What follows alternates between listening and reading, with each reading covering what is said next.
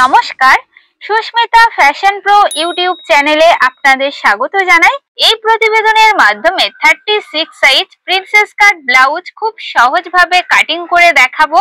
নতুনরা একবার দেখলেই শিখে যাবেন। তো চলুন ভিডিওটি শুরু করা যাক।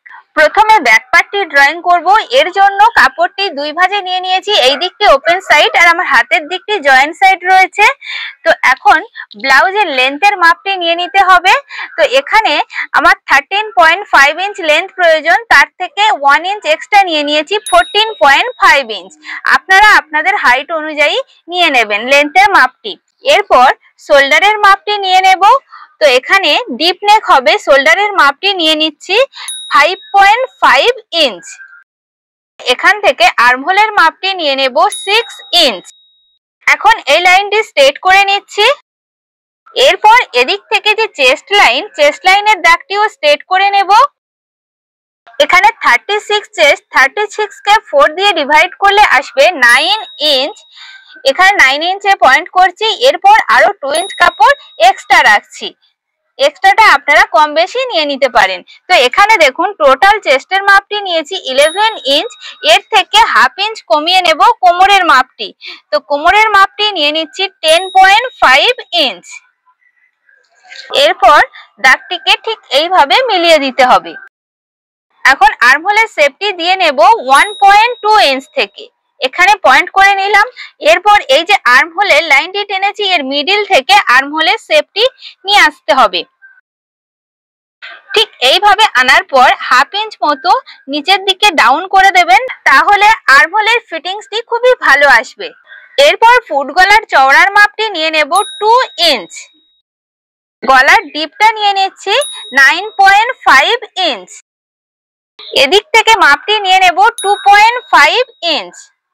দাগটিকে স্ট্রেট করে নিচ্ছি। উপর থেকেও দাগটি বরাবর করে মিলিয়ে নেব। এরপর ব্যাক পার্টে রাউন্ড শেপটি করে নিচ্ছি। ঠিক এইভাবে রাউন্ড শেপটি দিয়ে নিলাম। আপনারা যেরকম শেপ পছন্দ করেন সেই মতো দিয়ে নেবেন। এরপর ব্যাক পার্টে টেকিন দিতে হবে। তো টেকিনের জন্য এদিক থেকে চওড়ার মাপটি নিয়ে নিচ্ছি 5 ইঞ্চ। উপরের দিকে উঠিয়ে নেব 4.5 ইঞ্চ। ব্যাক পার্টে আপনারা অবশ্যই করে দুটি টেকিন দিয়ে নেবেন।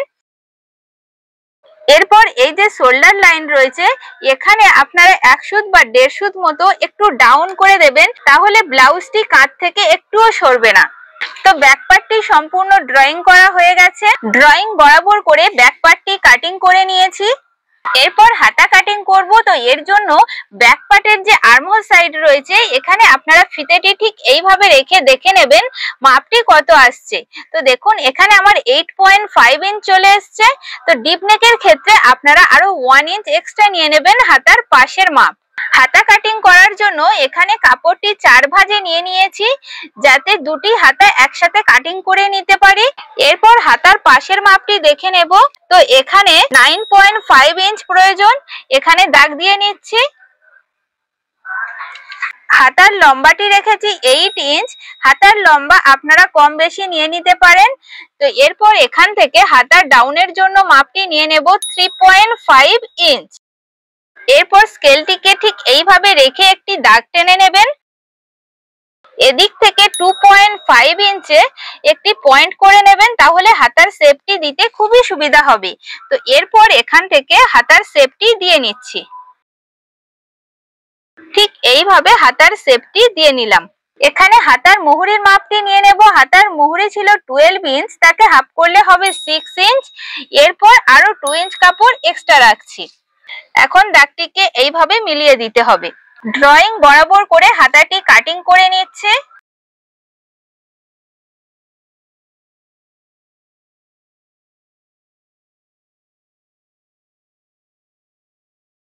হাতাটি কাটিং করা হয়ে গেছে। এখন হাতাটিকে খুলে নিতে হবে।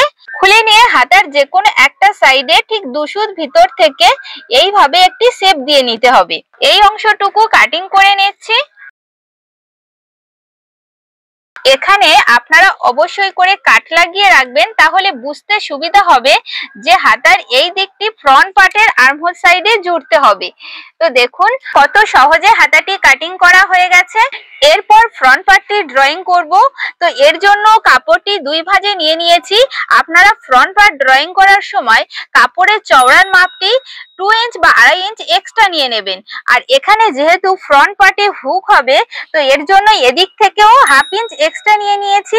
নেবার পরেই ব্যাক পার্টটি বসিয়ে ব্যাক পার্টের শোল্ডার, আর্মহোল এবং সাইড বরাবর দাগ দিয়ে নিয়েছি।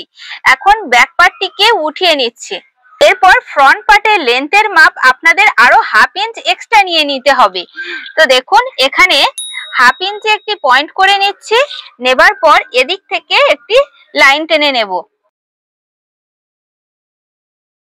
আর ফ্রন্ট পার্টের ক্ষেত্রে আপনাদের সাইড বরাবর কতটা এক্সট্রা নিতে হবে একটু ভালো করে বুঝে নিন। এই যে উপরের সাইডে আর্মহোল সাইড রয়েছে, এখানে অবশ্যই করে 1 ইঞ্চ এক্সট্রা নিয়ে নিতে হবে। তো দেখুন এখানে 1 ইঞ্চে পয়েন্ট করে নিচ্ছি। আর এই যে নিচের সাইড রয়েছে, এখানে আপনারা 2 ইঞ্চ নিয়ে নেবেন। নেবার পর দাগটিকে ঠিক এইভাবে মিলিয়ে দিতে হবে। এখন ফ্রন্ট পার্টের গলার লেন্থের মাপটি নিয়ে নেব। তো দেখুন উপর থেকে মাপটি নিয়ে নিচ্ছি 6.5 ইঞ্চ। লাইনটি স্ট্রেট করে নেব। এদিক থেকেও লাইনটি বরাবর করে নিচ্ছি। এখানে রাউন্ড শেপটি করে নেব। এরপর এই যে শোল্ডার লাইন থেকে প্রিন্সেস কাট ব্লাউজের ক্ষেত্রে 36 সাইজে আপনারা বাস্ট পয়েন্টের মাপ নিয়ে নেবেন 10.5 ইঞ্চ।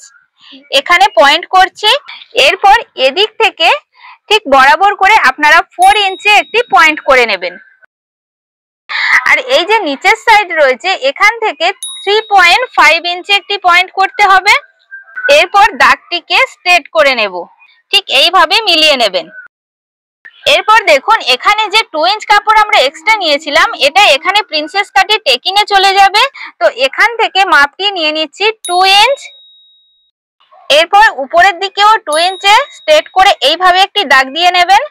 নেবার পর এই যে প্রিন্সেস কাটের পয়েন্ট করেছিলেন, এখান থেকে একটি শেপ দিয়ে নিতে হবে। এইভাবে শেপটি দিয়ে নিলাম। এখন এই যে আর্মহোল সাইড রয়েছে, এটা ছিল ব্যাক পার্টের আর্মহোল সাইড। এখন ফ্রন্ট পার্টের আর্মহোল সাইডে 2 সুত ভিতর থেকে একটু শেপ দিয়ে নিতে হবে। ঠিক এইভাবে আনার পর আপনারা আর্মহোলের লাইনের সাথে মিলিয়ে দেবেন। তো এই যে শেপটি দিয়েছিলাম, এখান থেকে ঠিক এইভাবে একটি শেপ দিয়ে নিতে হবে। এখান থেকে ঠিক এইভাবে আরেকটি শেপ দিয়ে নিচ্ছি। এখন এই যে নিচের সাইড রয়েছে, এদিক থেকে আপনারা 1/2 ইঞ্চে একটি পয়েন্ট করে নেবেন। এদিক থেকেও সেম ভাবে 1/2 ইঞ্চে পয়েন্ট করে নিতে হবে। এখন ঠিক এই যে টেকিনের পয়েন্ট রয়েছে, এখান থেকে স্কেলটিকে এইভাবে হেলানো করে বসিয়ে দাগটি টেনে নেবেন। এদিক থেকেও একইভাবে এইভাবে স্কেলটি রেখে দাগটি টেনে নিতে হবে। তো দেখুন ফ্রন্ট পার্টটি সম্পূর্ণ ড্রয়িং করা হয়ে গেছে। ড্রয়িং বরাবর করে ফ্রন্ট পার্টটি কাটিং করে নিচ্ছি।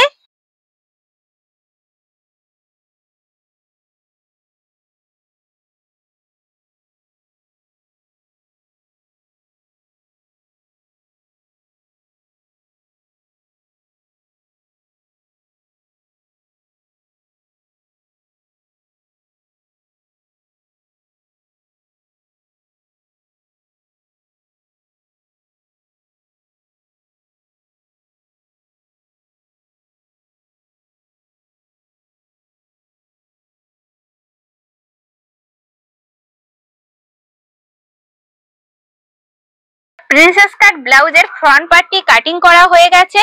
তো দেখুন দুই দিকের পার্ট ঠিক এইভাবে আপনারা বসিয়ে নেবেন। দেখুন 36 সাইজ প্রিন্সেস কাট ব্লাউজটির ফ্রন্ট পার্ট, ব্যাক পার্ট ও স্লিভস খুব সহজভাবে ড্রয়িং করে কাটিং করে আপনাদের সাথে শেয়ার করলাম।